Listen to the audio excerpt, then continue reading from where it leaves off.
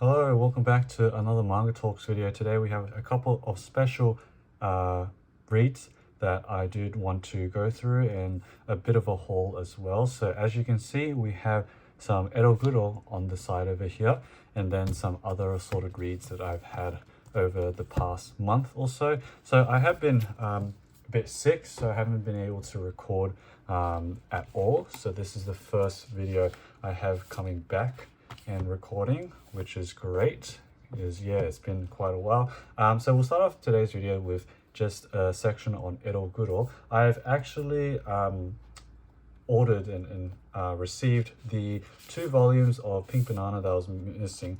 This one here, Momo Iro no Kansho. I can't show the cover because it is has nudity, but this one is a hardcover book put out by Showa Showcase and is the grotesque part of his Ero Guro series, and I don't think I would really be able to show the insides either of much, but there are some cool sections like this where there are like color pages, which is really cool. I'm not too knowledgeable about the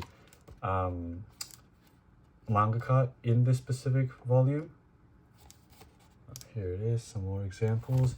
And then I've got the volume 2 of Pink Banana. This one is also similar, an anthology of all these Ero Guro artists and stories here. And yeah, very limited as to what I can show for those, but we'll move on to 2 reads here by Miyanishi Keizo, which I've had recently. I only read them just yesterday. Maila was the one that I read yesterday. Pippyu I read for a bit. And the one I read yesterday, Maila, is such an insane visual trip. I can't comment on the story much because Miyanishi Keizo's writing for me is very hard to understand, and the story is very like hard to grasp for me. But either way, I did want to show off this specific book because this is kind of a cool one. It's actually, as you can see, it's what does it say? Onna x Miyanishi Keizo. So Onna is Miyanishi Keizo's band.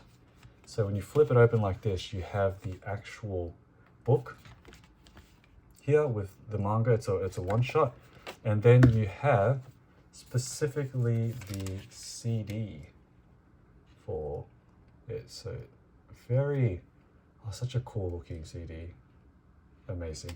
But yeah, so the manga itself is called, well, it's called Maila, but it also has like a subtitle like the story of the blue bat.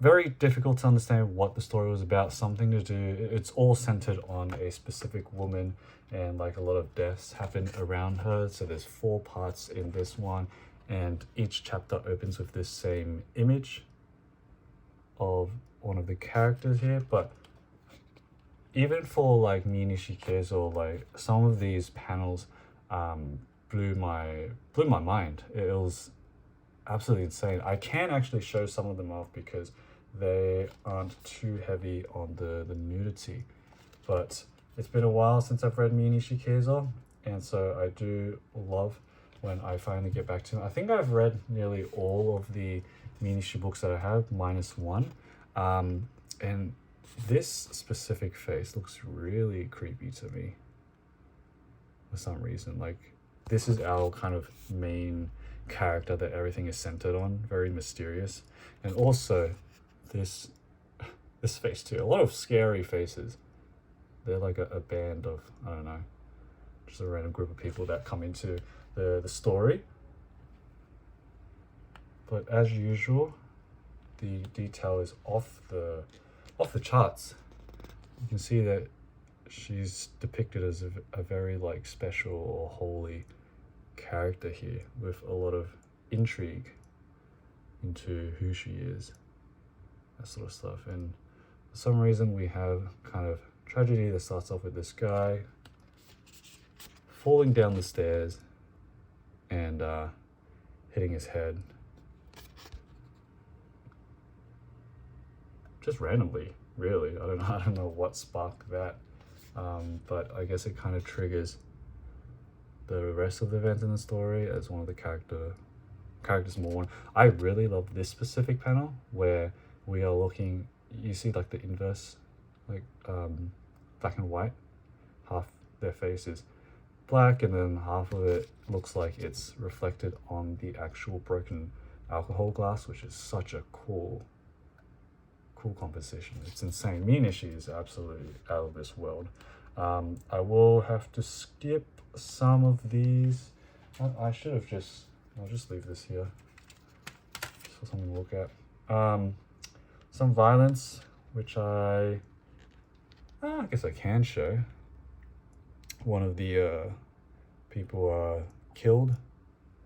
Very graphic, and hopefully, I think I should be able to show this, but this is like one of the most insane pieces of artwork that I've seen Miyanishi do. Looking at this skinned corpse. But look at the detail in the flowers. The way he draws flowers, they feel and look like organs, guts, intestines, which is such a unique way to depict flowers.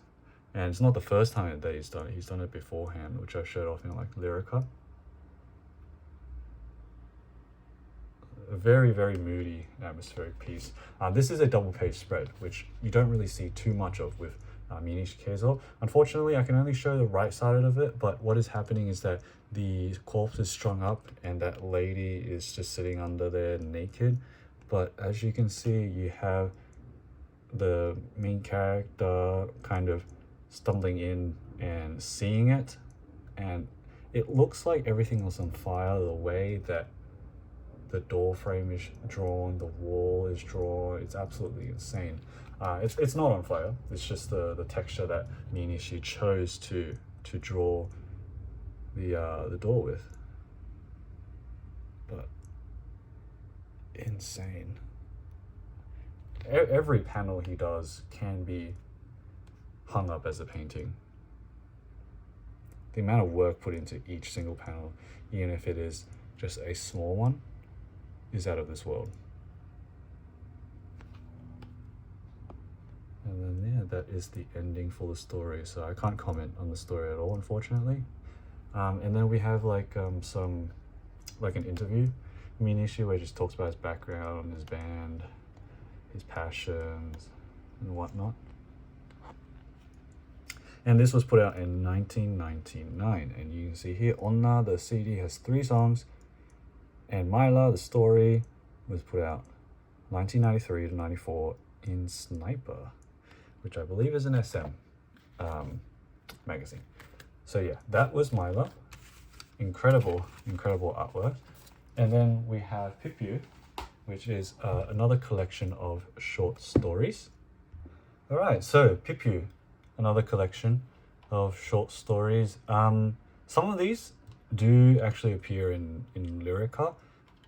So there are a couple of repeats, but this is the first edition of this was published in 1979. The second edition is 1980. I believe this is the second edition for this.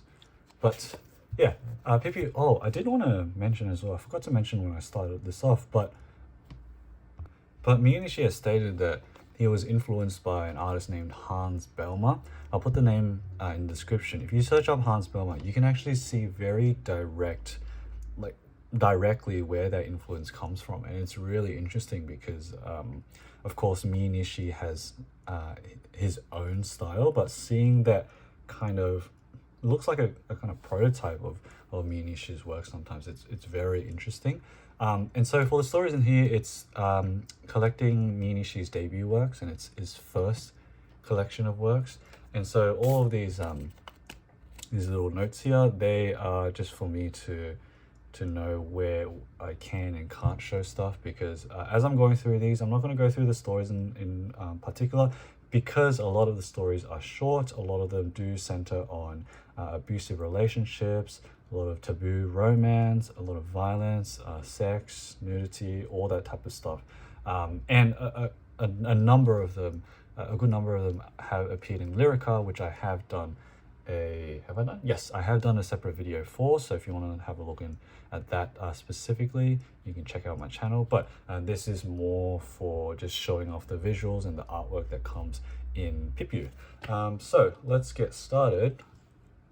This is the inside of that. So I will, there will be a bunch of like, you know, back and forths of me taking the book away from you for a second, just so I can see what I can show from the books themselves.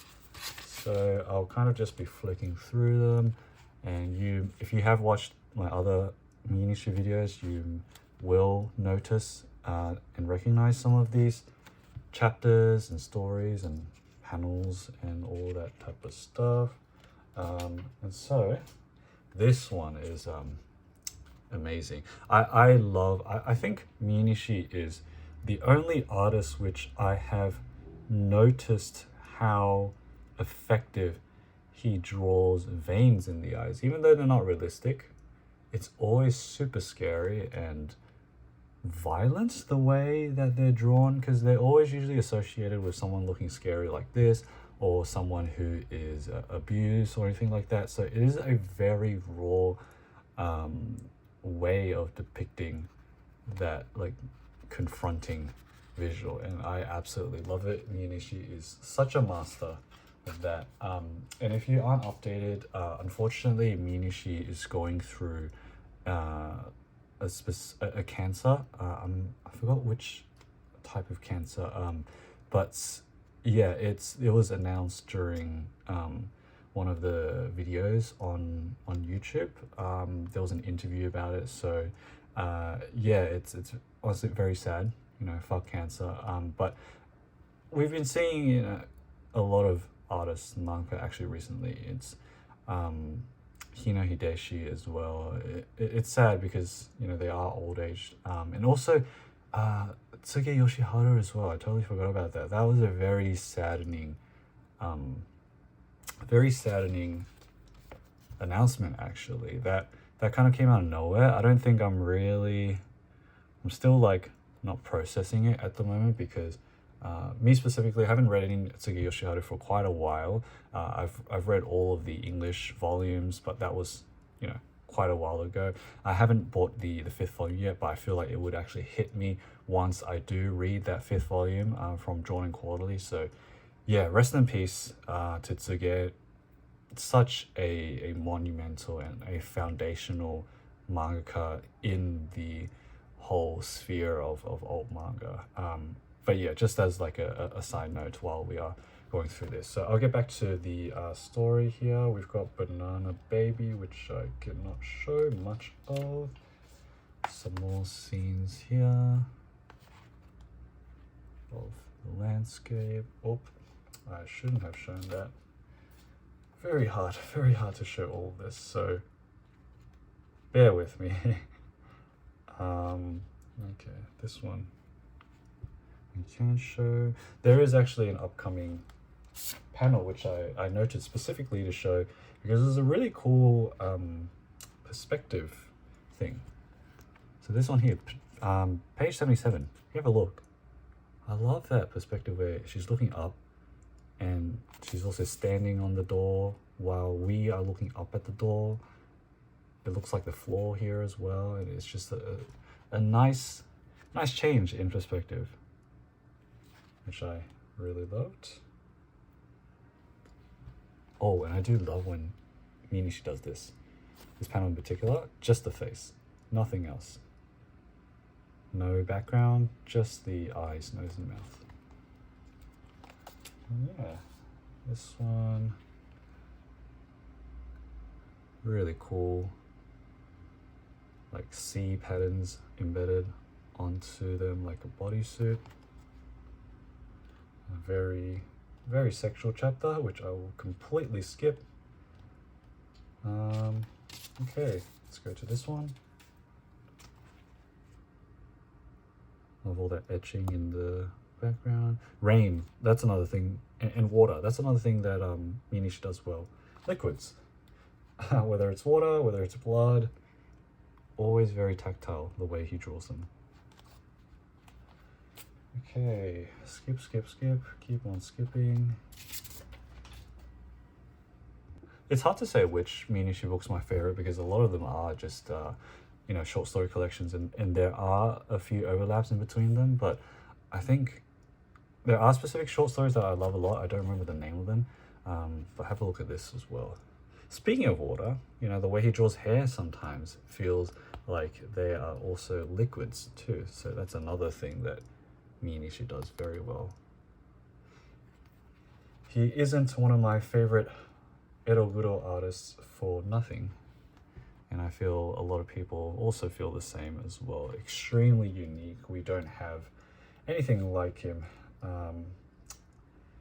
at this point in time, unfortunately, so yeah. Okay. And you can tell that these stories are more of his early stuff because the facial expressions he has, the design he has on the characters' faces are definitely his earlier works, and the proportions of them here look really funny as well. But it's really cool to see the growth in his works.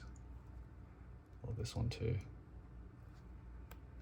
And we are approaching the end of that, and that is the end of Pippyu, his debut collection of works.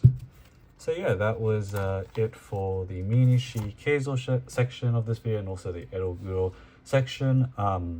Very much enjoy anytime I read Miyanishi. I always try to save it so I don't read everything at once from him. I think I've only got one book left from him in my collection, which is like the yellow flowers over the head story. And then once I've read that, I think I've read everything in my collection. But I still do have a couple of Miyanishi's works that I don't have yet. I think one of them is Basam and Ether, I think the name of it was, and there's some other small ones too. Not too much in a rush at the moment to secure those because I haven't been buying too much recently. There is another haul that I have that I will show in another video. Hint, hint, Umez. But yeah, that'll come in another video. But yeah, hope you guys have enjoyed this specific section of the video. Let's move on to some other reads that I've had. And so the first one I want to start off with will be some Yuichi Yokoyama. It's been a long time since I've read anything from Yokoyama, and this is Kyozo, which is translated to giant elephant. So I have shown this off in a haul video in the past, but this time I've actually read it. This came from Lucky Records, shout out to them.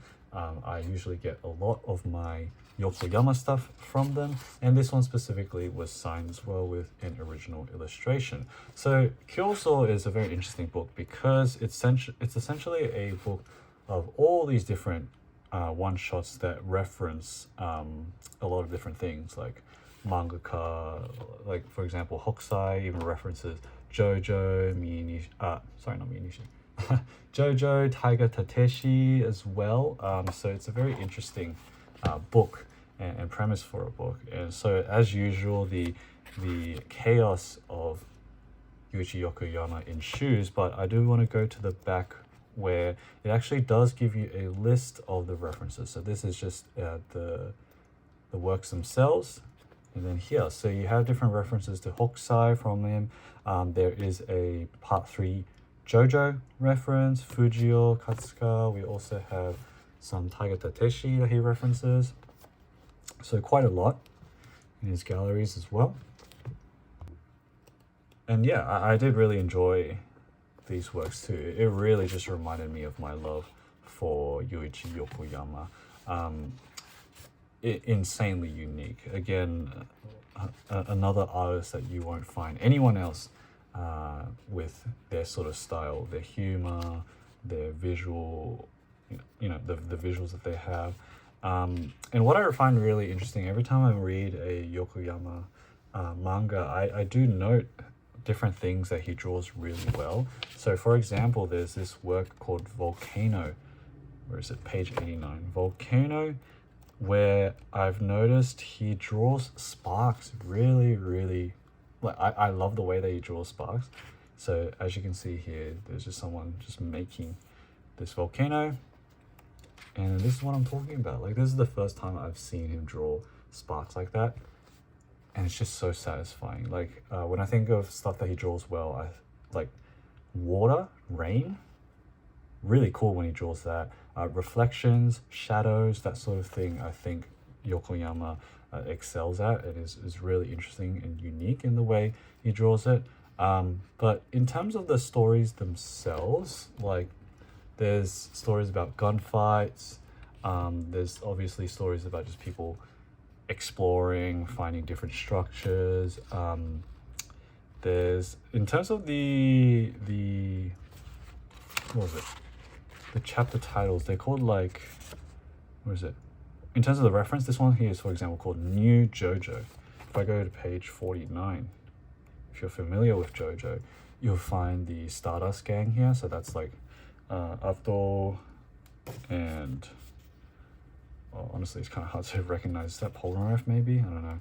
But it's supposed to be the Vanilla Ice scene in, according to the glossary. Very short, one page though. But yeah, any one of those references, they're usually called new something. But yeah, very interesting. Got a little sketch here as well. But I love it. I do want to eventually pick up, there was another work that I ended up not picking up for quite a while. It's like this, it's a gray, it has a gray cover. I don't remember the name of it. And I think that specific premise of that tankobon is all the stories are based on like maybe some famous poem lines or something like that, which would be very interesting. It came out quite a while ago, maybe a year or two ago. I don't know, I just ended up not picking it up at all, even though I had it in my list for quite a while. I do want to eventually, because, you know, Yokoyama is amazing, and I do have quite a number of Yokoyama books. So yeah, maybe soon I'll pick that up. But that was Giant Elephant. Oh, I do want to talk about, because I noted it down too. Funnily enough, with Yokoyama, I don't know if this is a me-specific experience with him, but when you look at a Yokoyama page, there is so much going on, a lot of detail and a lot of movement.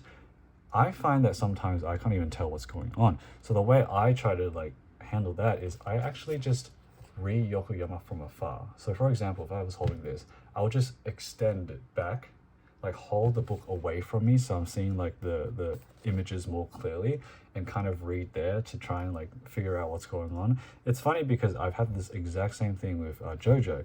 If you ever read JoJo, you'll know that some of the fight scenes, it's really hard to understand what is going on because there's just so much happening. And I've tried that where I've actually physically held the book back so I could like try and look at it from afar and figure out what is going on. But I find it funny that I also do that for Yokoyama as well. It does help, especially when I was reading Plaza, because Plaza, the English version, is such a large book that I would have to honestly just put it on my desk and just stand up and look at it from there just to figure out some of the things that were happening. But let me know if you've had that sort of experience with Yokoyama as well. But it's just a really funny, unique experience to have while reading manga, and it makes sense for Yokoyama specifically as well. So I did want to mention that too before I moved on to the next book. But yeah, that was Giant Elephant. Hopefully I will be getting some more Yokoyama in the future. So we'll move on to the last book that I have. This one is called Golden Gold. So this is the first 3 volumes. Currently the manga has up to 9 volumes, and it is on hiatus and has been on hiatus for like a couple years now, which is really saddening to me because I recently started picking this up again. I started Golden Gold actually was one of the first manga that I actually bought in Japanese when I started collecting, probably at around 2019, 2020. And that's how long it's been since I've started reading it. And so I fully caught up to it recently, and for me specifically, it's one of the most unique series out there right now. And by right now, I mean like, you know, works that have come out recently in the past couple of years, but unfortunately it is on hiatus at the moment. But the premise of this, I think I did briefly talked about this in the previous video, but the premise of this is that we have an island where we follow our main character and her school life essentially, but she finds and stumbles upon this kind of like small statue looking thing that turns out to be the fortune god. And the fortune god is awakened by her wish. She wishes for something, which I won't spoil. But it is, from that point, the story evolves to us seeing how the fortune god meddles with the town's affairs. So they start influencing the businesses and the people of the area so that more like profits are made, more revenue is generated. So it's not a spoiler, but her grandmother here, she starts being influenced by the fortune god, and then she starts expanding her convenience store, hiring more people, you know, and it does get more and more popular. And that is the goal of the fortune god, it seems, to bring fortune to the island. But of course, it's not a story without any repercussions, and those repercussions you'll see along the rest of the story. But it is such a unique story because the way that it evolves over the course of the mystery of the fortune god is such a cool evolution. Like, we slowly start to see how this fortune god is affecting, like, what the scope of its powers are, how it's affecting the people individually and also the island. So people start kind of protesting against the rapid business expansion in the island. It's bringing a lot of tourists, but at the same time it's bringing a lot more troubles and overcrowding and all that type of stuff. But it is like insane. It's really funny because I find this fortune god really cute looking, but also really scary at the same time. And that is a really important contrast to have in the story, because you see this little guy honestly just walking around, kind of doing his own thing. And the story structure is a lot of just, you follow the characters, and then this little guy will just walk past in one of the panels, and the main characters will be like, what the fuck are you doing? And it's only some people that can actually see the fortune god for what it actually is. Because for example, like the grandma, all these other public people, they see the fortune god as just like a little old man in their eyes. But our main character and some others see the fortune god for what it is, this weird little thing, creepy but also cute to me as well.